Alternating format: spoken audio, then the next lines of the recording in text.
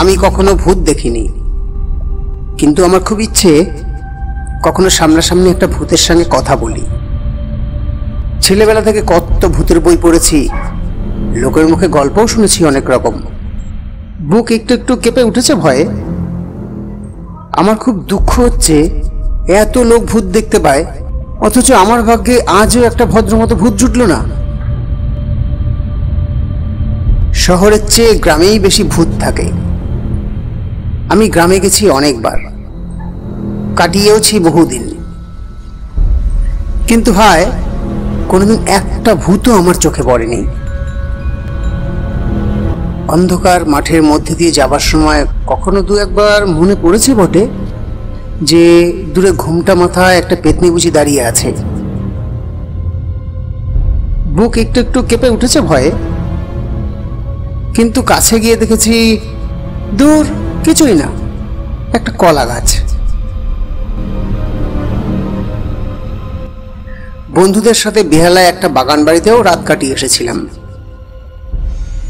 বাগান বাড়িটার বেশ সুনাম ছিল ভূতের হিসেবে। অনেকেই নাকি দেখেছে, প্রায় কেই নাকি বিফল হয়নি।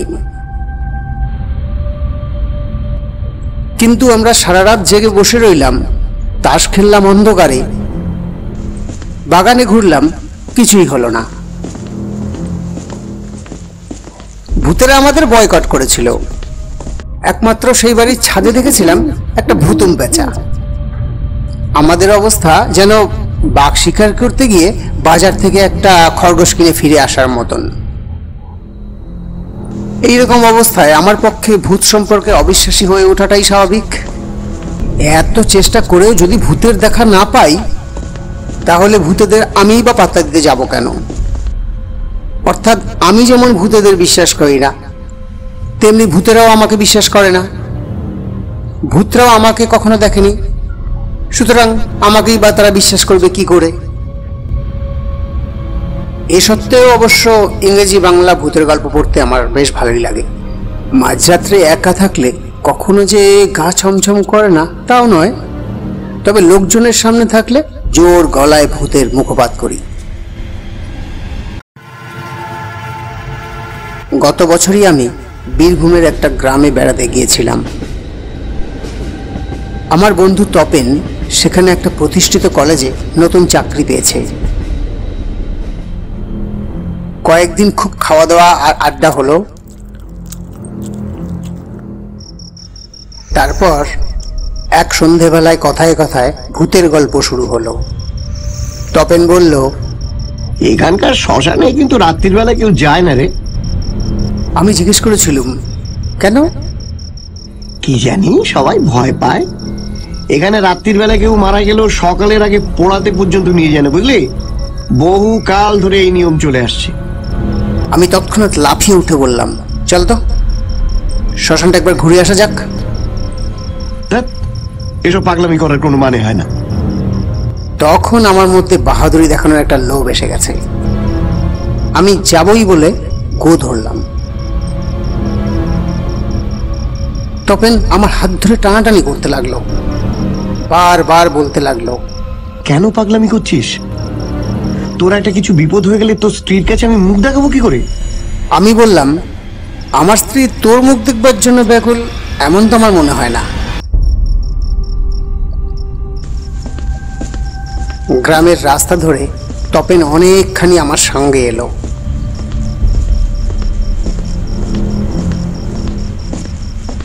দূরে যখন শ্মশানটা দেখা যাচ্ছে, তখনও তপেন একবার হাত ধরে মিনতি করে বলল, সুনীল, সুনীল প্লিজ প্লিজ যাসনি, আমার অনুরোধ রাখ তুই। আমি হাত ছাড়িয়ে নিয়ে বললাম, তুই এখানে দাঁড়িয়ে থাক, আমি এক্ষুনি ফিরে আসছি। তপেন শেষ পর্যন্ত বলল, চল তাহলে আমিও যাব তোর সঙ্গে, যা হওয়ার দুজনেরই একসঙ্গে হবে। আমি তপেনকে যেতে দিলাম না। একা একা সাহস দেখাবার লোভ আমি ছাড়তে পারছিলাম না। গ্রামের শ্মশান সাধারণত নদীর ধারে হয়। বীরভূমের অনেক শ্মশানে তান্ত্রিকরা সাধনা করেন বলে আমি শুনেছি। এই শ্মশানটাও নদীর ধারে, কিন্তু খুবই ছোট নদী, এখন শুকনো।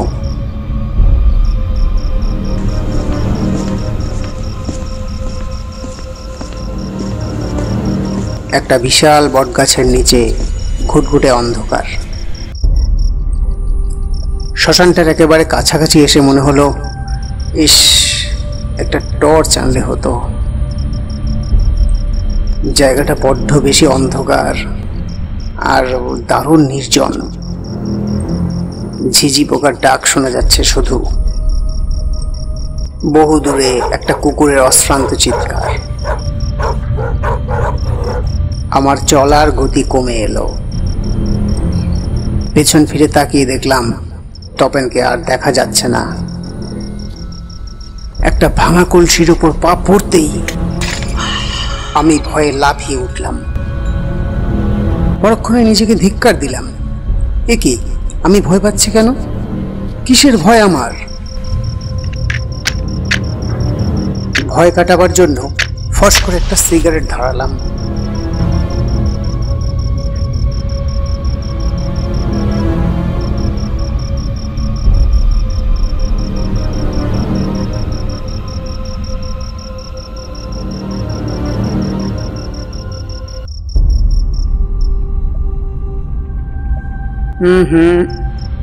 তবুও মনে জোর আসছে না। মনে হতে লাগলো ভূত না থাক, সাপ টাপ তো থাকতে পারে। আমার একটা টর্চ আনা উচিত ছিল। সিগারেটের সামান্য আলোয় কিছু দেখাও যাচ্ছে না।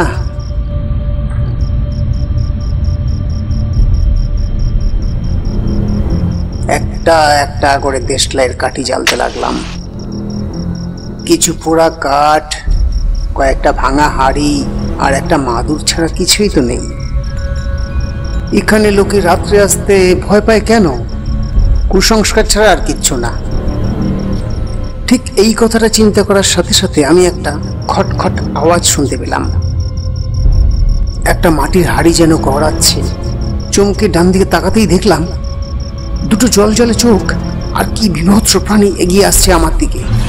নিজের কাছে স্বীকার করতে লজ্জা নেই, সেই মুহূর্তে আমি অসম্ভব ভয় পেয়েছিলাম।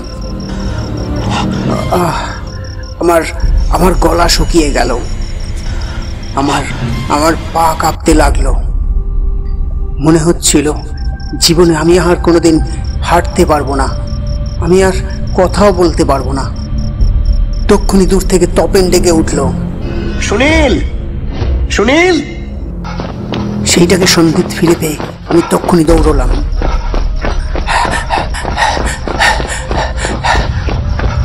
দৌড়তেই একটা আছাড়। সেই দিন যদি আমি আছাড় খেয়ে না পড়তাম তবে সারা জীবন আমাকে ভীতই থাকতে হতো। আমি আছাড় খেয়ে পড়ার সাথে সাথেই একটা নেড়িকুত্তা কেই কেই করে ডেকে পালালো। ঘাম দিয়ে জ্বর ছাড়ার মতো আমার শরীর দিয়ে ভয় একেবারে চলে গেল। আর কিছুই না, একটা ক্ষুধার্ত কুকুর মাটির হাড়ি চাটছিল। বহুদিনের কুসংস্কার, অন্ধকার আর নির্জনতার জন্যই আমার সেদিন মনে হয়েছিল অদ্ভুত কিছু। ভালো করে তাকাতে পর্যন্ত পারেনি।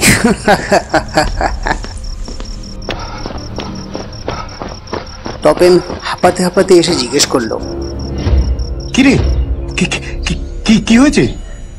কই কিছু না তো, এবারও ভূতের আমাকে ভয় পেয়েছে বুঝলি। এইভাবে আমি বন্ধু বান্ধব, আত্মীয় স্বজন সকলের কাছেই এই ধারণাটা তৈরি করে দিতে পেরেছিলাম যে ভূত আমি একেবারেই বিশ্বাস করি না, আর ভূতও আমার ধার ঘেঁষে না কখনো।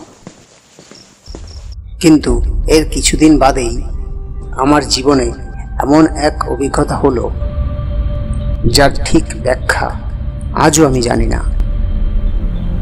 ভূত আমি আজও দেখিনি, তবে আমার ঘরের দরজার আড়ালে কে এসেছিল কে জানে। ব্যাপারটা গোড়া থেকেই বলব। বিয়ে করার পর আমি একটা সার সত্য জানলাম, মেয়েদের খুশি করতে গেলে একটা ভালো বাথরুমওয়ালা বাড়িতে থাকা দরকার।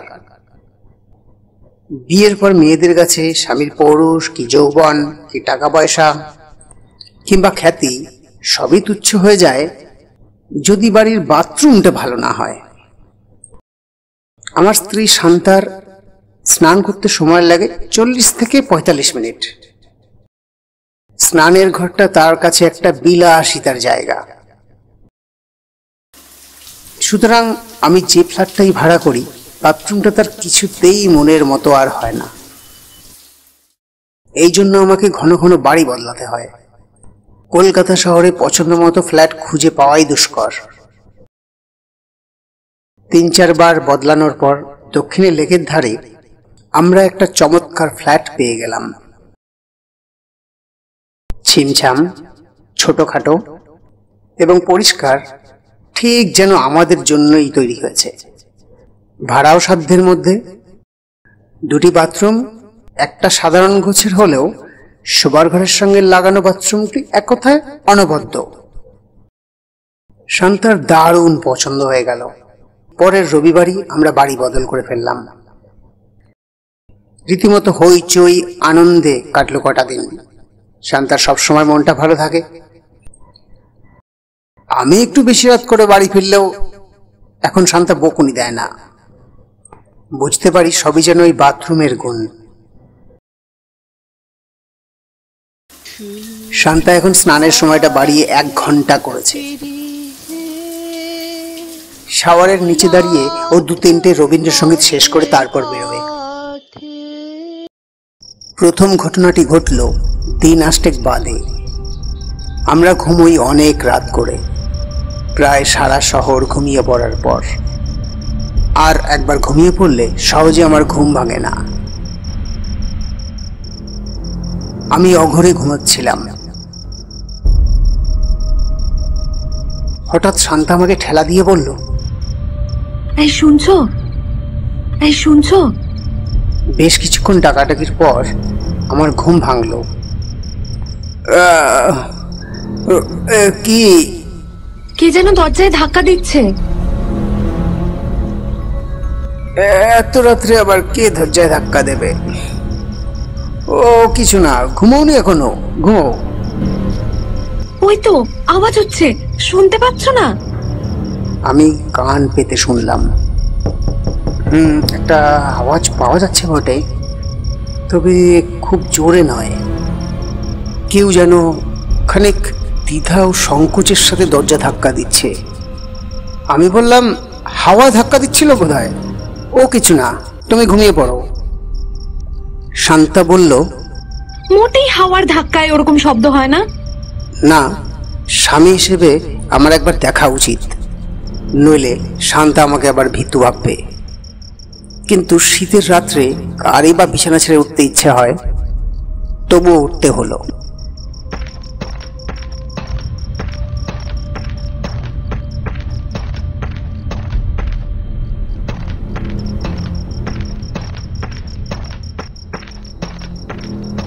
আলো জ্বালালাম।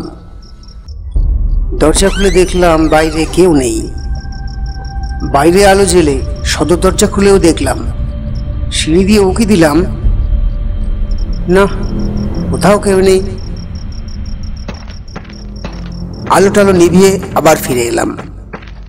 শান্তাকে একটু মৃদু বকুনি দিয়ে বললাম, কোথাও কিছু নেই, শুধু শুধু ঘুম থেকে জাগালে আমাকে। শান্তা লজ্জা পেয়ে আমাকে খুশি করার জন্য বলল, এই সিগারেট খাবে? সিগারেট দেশলাই এনে দেবো? না, থাকবে, এখন আর ইচ্ছে করছে না।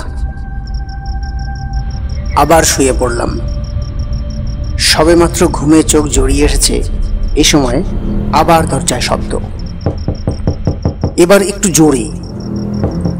শান্তা এবার রীতিমতো ভয় পেয়ে চেঁচিয়ে উঠল।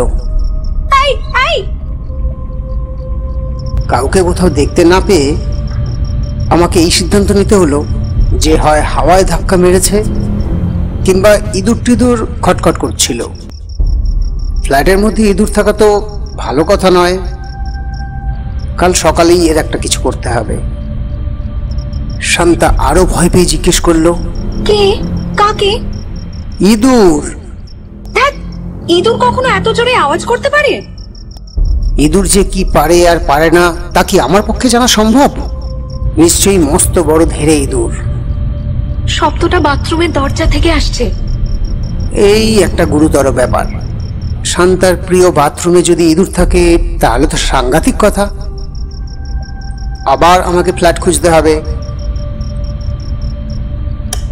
আগেরবার আলো জ্বালানোর সাথে সাথে এই শব্দটা থেমে গিয়েছিল, এবার অল্প অল্প শুনতে পেলাম। হুস হুস, যা যা যা, হুস হুস। আমি ইঁদুর তাড়ানোর ভঙ্গিতে হুস হুস করলাম। তবু আরো একবার শব্দটা হলো। আমি দরজা খুলে দেখতে যাচ্ছি, শান্তা আমাকে চেপে ধরলো। ভেতরে যদি কেউ থাকে? সুতরাং কণ্ঠস্বর মোটা করে ধমকেশ্বরে জিজ্ঞেস করলাম, কে ভেতরে কে? আর কোনো সারা শব্দ নেই। শান্তা বলল, আমার ভয় করছে, আমার ভীষণ ভয় করছে। ভয় পাওয়া মেয়েদের স্বভাব, কিন্তু স্ত্রীদের সামনে যে স্বামী সাহস দেখায় না তার জীবন ব্যর্থ। আমি বীর দর্পে শান্তার হাতটা ছাড়িয়ে বাথরুমের দরজাটা খুলে ফেললাম। কেউ ছুটে বেরিয়ে এসে আমাকে ধরল না। একটু অপেক্ষা করে বাথরুমের মধ্যে মুখ বাড়িয়ে দেখলাম, না, কেউ নেই, কোনো ইঁদুরও না। ভালো করে আমি সব জায়গাটা পরীক্ষা করে দেখার পর শান্তাকে আমি ভেতরে রাখলাম। শান্তাও দেখলো বাথরুমের কোথাও কোনো বড় ইঁদুরের লুকিয়ে থাকার কোনো সম্ভাবনা নেই। শান্তা বলল, তাহলে কিসের শব্দ বলো তো? হাওয়া ছাড়া আর কি হবে? হাওয়ায় কখনো এরকম শব্দ হয়? যাকে কালকে সকালে সেটা দেখা যাবে। ভেতরে তো কেউ নেই দেখা গেল, সুতরাং ভয়ের কিচ্ছু নেই। আবার সব দরজা জানলা বন্ধ করে আলো নিভিয়ে ঘুমিয়ে পড়লাম দুজনে। বেশ কিছুক্ষণ দুজনে কথা না বললেও দুজনেই কান খাড়া করে শুয়েছিলাম, আর কোনো শব্দ শোনা যায় কিনা। আর শব্দ হলো না। শান্তা ঘুমিয়ে যাবার পর আমিও ঘুমোলাম। পরদিন সকালে উঠে শান্তার আমি দুজনে মিলে আবার বাথরুমটা তন্ন তন্ন করে খোঁজ করলাম। না, সেখানে কোনো রকম সন্দেহজনক কিছু নেই। দিনের আলোয় অনেক কিছু স্বাভাবিক মনে হয়, রাত্রেবেলা অনেক ছোটখাটো শব্দ অনেক জোরালো শোনায়। সুতরাং দরজা ধাক্কানোর ব্যাপারটা সেরকমই কিছু হবে বোধহয়, এইরকমটা ভেবে নিলাম। ব্যাপারটা আমি সেরকম গুরুত্ব না দিলেও সন্ধে হতে না হতেই বাড়ি ফিরে এলাম। শান্তা খুব খুশি হলো। আমরা একসাথে বেরিয়ে একটা সিনেমা দেখে এলাম নাইট শোতে। সারাক্ষণ আমরা গত রাত্রের ঘটনা নিয়ে কোনো আলোচনাই করিনি। শুতে যাওয়ার আগে শান্তা বলল, জানো, ঠিক যে বলছিল এই ফ্ল্যাটটায় নাকি খুব ঘন ঘন ভাড়াটে বদলায়। কেন? তা জানি না, আগের ভাড়াটেটা নাকি মাত্র 15 দিন থেকেই চলে গেছে। ভাগ্যিস গেছে, নইলে এমন চমৎকার ফ্ল্যাটটা আমরা পেতাম না। ফ্ল্যাটটা তো ভালোই, কিন্তু কিন্তু আবার কি? আজ যদি আবার শব্দ হয়, কালকেই আমি ইঁদুর মারার ওষুধ কিনে আনবো। শান্তাকে আমি হাসি ঠাট্টাতেই ভুলিয়ে রাখলাম। তারপর এক সময়ও ঘুমিয়ে পড়ল। আমি একটা বই খুলে জেগে রইলাম। বারবার তাকাচ্ছি দরজার দিকে, যেন আমি কারো প্রতীক্ষা করছি। সে এসে দরজা ধাক্কা দিলেই যেন আমাকে দরজা খুলে দিতে হবে। রাত্রি 1:30 পর্যন্ত বই পড়লাম। আজ আর কোনো রকম শব্দ নেই, তবু আমার ঘুম আসছে না। রাস্তা দিয়ে মাঝে মধ্যে দুটো একটা গাড়ি যাচ্ছে, এছাড়া থমথম করছে রাত। বাথরুমের দরজাটার দিকে তাকালেই আমার মনে হচ্ছে ওপাশে যেন কেউ দাঁড়িয়ে আছে। আমি আলো নেভাইনি বলে বোধহয় দরজা ধাক্কা দিতে পারছে না। কোনো একটা কিছু সম্পর্কে বেশিক্ষণ ভাবলেই এই রকম সব চিন্তা আসে। আমি বিছানা থেকে উঠে পড়ে বাথরুমের দরজাটা খুললাম। ভেতরের আলো জ্বেলে ভালো করে দেখে নিলাম একবার।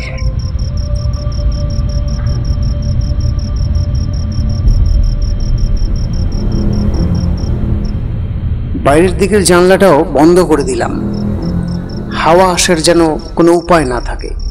আজ আর কোনো শব্দ হবে না। দরজাটা বন্ধ করে দিতে যাচ্ছি, এমন সময় শান্তা ভয় পেয়ে চেঁচিয়ে উঠল, কে কে?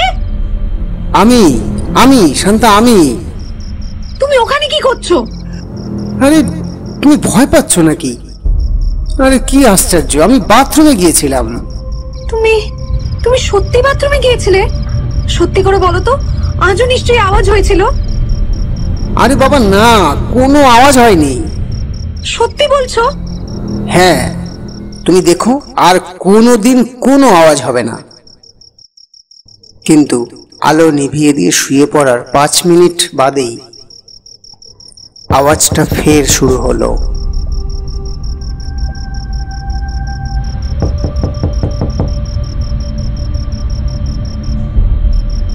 শান্তা আমাকে জড়িয়ে ধরে ভয়ে কাঁপতে কাঁপতে বলল, ও কি হলো তুমি বলো। চুপ করো, চুপচাপ শুনতে দাও, দেখি না আর কি হয়। কি শুনবে? দেখি না আর কি হয়। দরজাটা আর কয়েকবার ঠকঠক করলেও আর কিছুই হলো না। শান্তা চাপা স্বরে ফুপিয়ে ফুপিয়ে কাঁদতে লাগলো।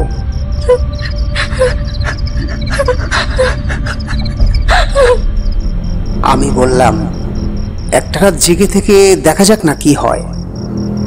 তুমি ঠিক ঘুমিয়ে পড়বে। তুমি ঘুমিয়ে পড়লে আমি ভয় মরে যাব। না না, ঘুমাবো না। আর কোনো শব্দ হলো না। রাতটা কেটে গেল। সকালে উঠে শান্তা বলল, এর একটা ব্যবস্থা না করলে তো চলে না। এভাবে কি প্রত্যেকটি রাত না ঘুমিয়ে কাটাবো নাকি? যত রকম ব্যাখ্যা দেওয়া যায় আমি সবকটাই শান্তাকে শোনালাম। যেমন বাতাসের ধাক্কা তো হতেই পারে, তাছাড়া হঠাৎ কোনো গাড়ির ঝাঁকানিতে, কিংবা এ বাড়ির অন্য কোনো ফ্ল্যাটের দরজা বন্ধ করার সময় নিশ্চয়ই দরজাটা কেঁপে ওঠে।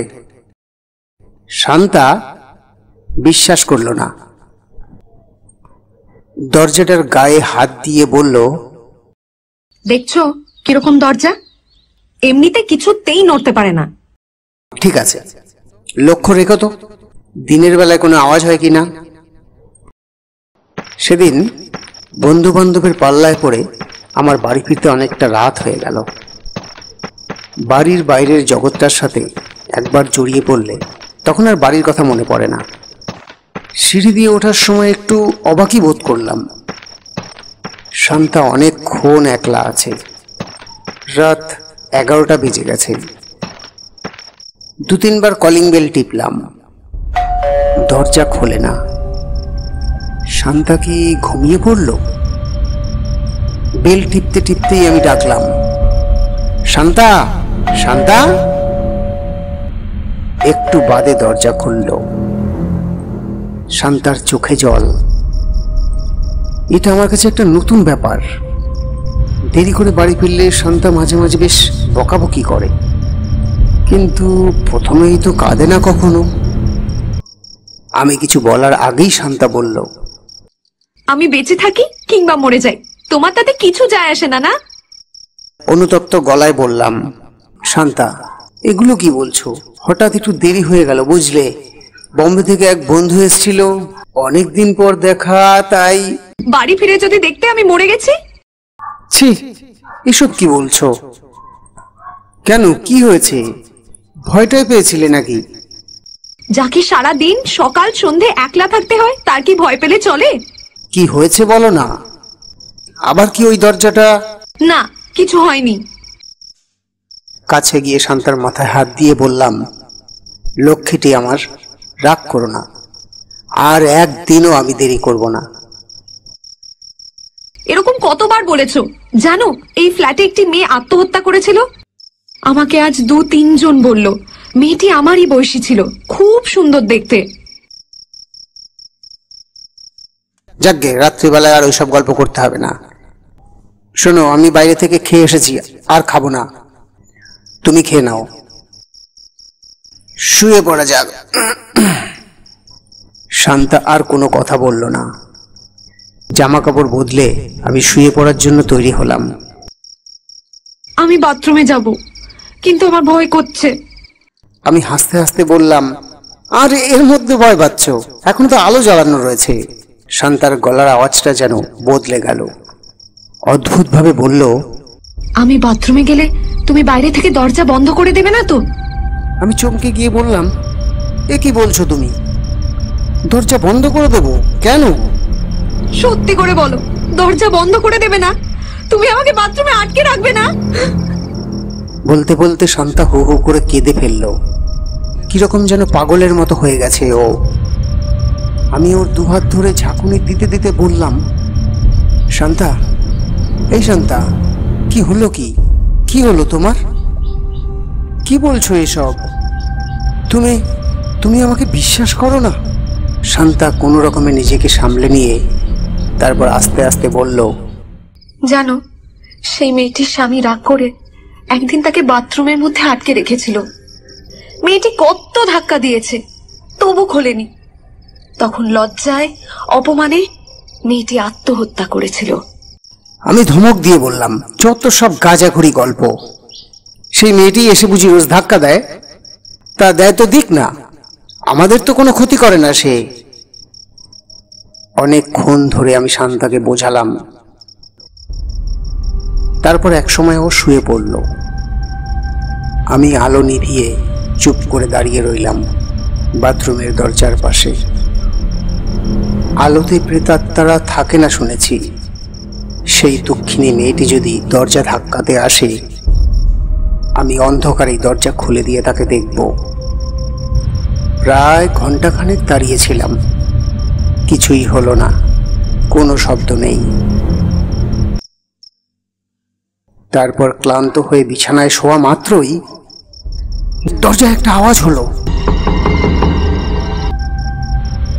শান্তা সঙ্গে সঙ্গে চেঁচিয়ে উঠল, ওই যে আবার! আমি তড়াক করে বিছানা থেকে উঠে এসে দরজাটা খুললাম। দারুণ আশা ছিল মেয়েটিকে দেখতে পাবো, কিন্তু না, কেউ নেই। অন্ধকারেও কাউকে দেখা গেল না, শুধু অন্ধকার। না, ভূত আমার ভাগ্যে নেই। আমার চোখের সামনে ওরা যেন কিছুতেই আসতে চায় না। তবে সেই দরজার আড়ালে কে ছিল, কেন বাথরুমের দরজায় ধাক্কা পড়তো, তা আমি কোনো দিন জানতে পারিনি। আবার ফ্ল্যাট বদল করতে হয়েছিল শান্তার জন্য। এই ফ্ল্যাটের বাথরুম তেমন ভালো নয়, কিন্তু শান্তা আর কোনো অভিযোগ করে না।